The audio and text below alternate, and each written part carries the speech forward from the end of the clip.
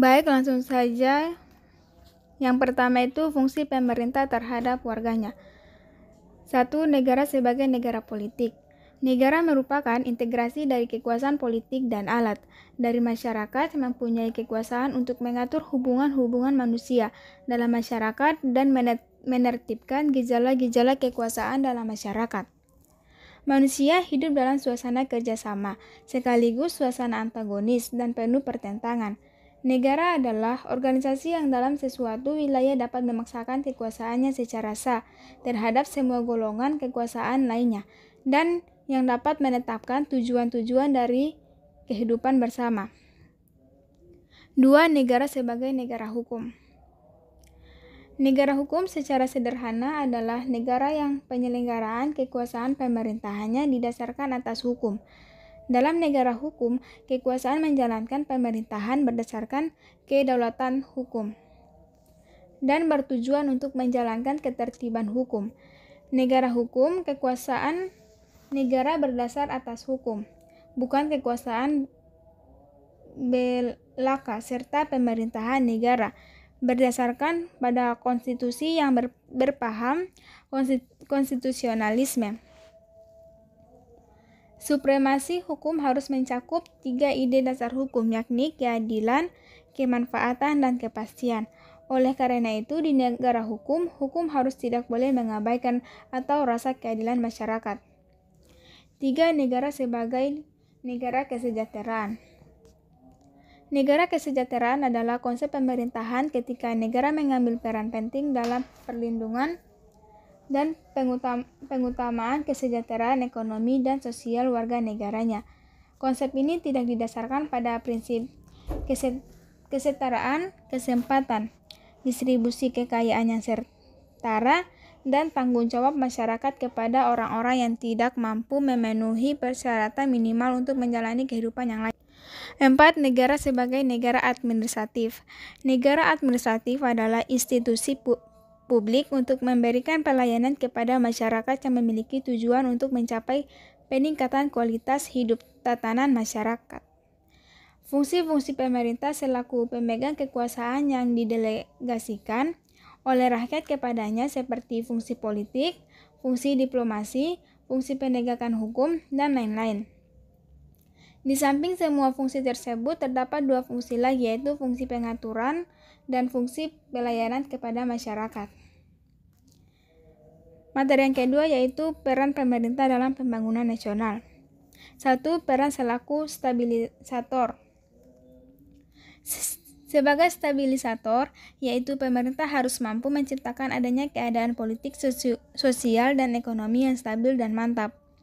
Di bidang politik misalnya, pemerintah terus berupaya mengenalkan, mengamankan, dan mempertahankan ideologi negara Pancasila dari segala macam rongrongan, baik dalam maupun luar negeri. Di bidang sosial, pemerintah berupaya menanamkan nilai budaya bangsa yang telah menjadi milik bangsa Indonesia sejak lama agar masyarakat tidak terpengaruhi nilai-nilai lain yang negatif. Di bidang ekonomi, pemerintah berupaya membangun berbagai macam sektor ekonomi secara merata seluruh daerah guna meningkatkan pendapatan rakyat. 2. Peran selaku inovator. Inovator berarti temuan baru, metode baru, sistem baru. Dengan demikian, selaku inovator, pemerintah sebagai keseluruhan harus menjadi sumber dari hal-hal baru tersebut. Prakondisi yang harus terpenuhi agar peran pemerintah sebagai inovator dapat berjalan secara efektif antara lain: yang pertama, pemerintah perlu memiliki tingkat keabsahan yang tinggi. Yang kedua, menerapkan inovasi di lingkungan birokrasi pemerintahan terlebih dahulu.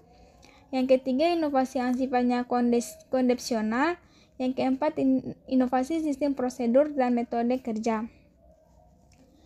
3. Peran selaku modernisator. Melalui pembangunan, setiap negara ingin menjadi negara yang modern. Berbagai implikasi pernyataan tersebut antara lain ialah kuat mandiri. Untuk mewujudkan diperlukan pembangunan yang sistematik, programatis, dan berkelanjutan. Pemerintah bertugas untuk mengiring masyarakat ke arah kehidupan modern seperti itu.